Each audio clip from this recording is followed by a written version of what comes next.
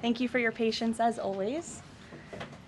Let's begin with some scheduling announcements for the remainder of President Trump's very busy week. Today at 3 p.m., President Trump will host a Black History Month reception in the East Room of the White House. I know many of you will attend, and we will see you up there.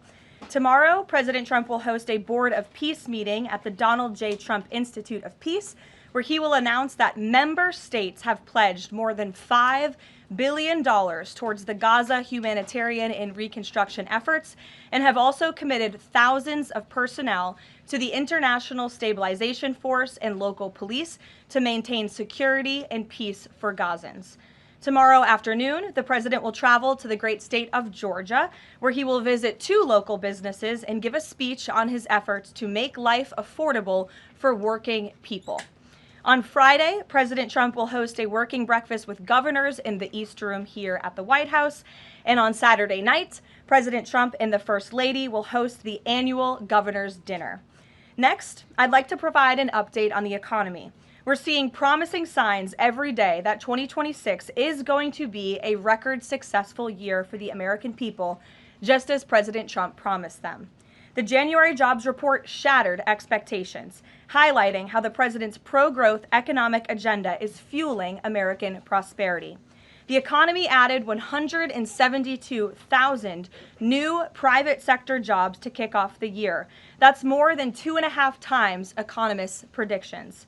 The labor force participation rate went up while the unemployment rate fell. The prime age labor force participation rate is now at its highest since 2001. Most importantly, 100% of all job creation under President Trump continues to be in the private sector. This is truly remarkable. That's 615,000 private sector jobs that have been added in President Trump's second term thus far. These are real working people. These are real American families who will be living out their American dream. Meanwhile, federal government employment has shrunk to its lowest level since 1966, saving taxpayers $29 billion annually.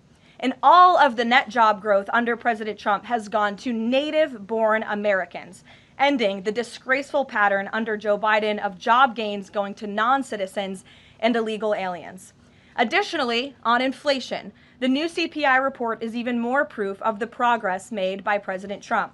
Despite all of the doom casting from the so-called experts, the president has managed to utilize powerful tariffs to secure trillions of dollars in investments into our country and rebalance our trade deals while simultaneously cooling inflation.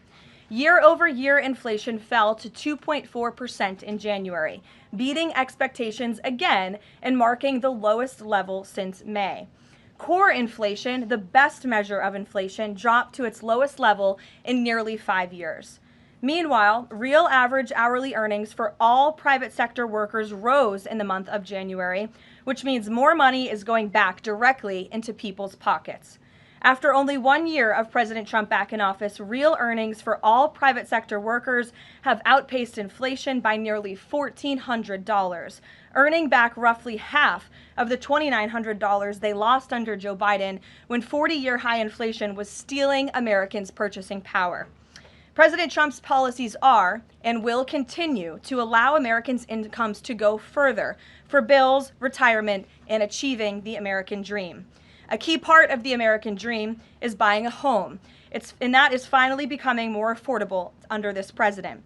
This past week, it was announced the annual mortgage cost for a new home has fallen by $4,000 so far under President Trump, after rising by roughly $15,000 under Joe Biden. As a result, mortgage affordability has reached a 4-year best following recent bold action by the president to make home ownership more attainable for American families, not large Wall Street corporate institutional investors. At the same time, national median rents have fallen to a 4-year low and have declined for 6 consecutive months. The annual rental cost for a new rental unit has fallen nearly $100 so far under President Trump, after rising more than $3,000 under Joe Biden. And many are crediting that to the president's deportation efforts to remove illegal aliens from our communities and therefore from housing that should be used for American citizens. At the grocery store, the price of eggs, dairy, cheese, fresh fruit, apples, oranges, potatoes, tomatoes, and butter have fallen since President Trump took office, and he is continuing to fight for even lower prices at the grocery store for the American consumer. At the gas pump, fuel prices are down by almost 10% over the past year. The average national price for a gallon of regular gas is now less than $3 and is approaching $2.70 in some states, and much lower than that in many states across the country as well. We've seen in several states gas is under $2 a gallon. And at the pharmacy, prescription drug prices are down over the past year, with even more price relief ahead for American patients, thanks to President Trump's most favored nation drug pricing deals and the great health care plan, which he is calling on Congress to pass as soon as possible. What President Trump wants Americans to understand is that this is only the start and the best is yet to come.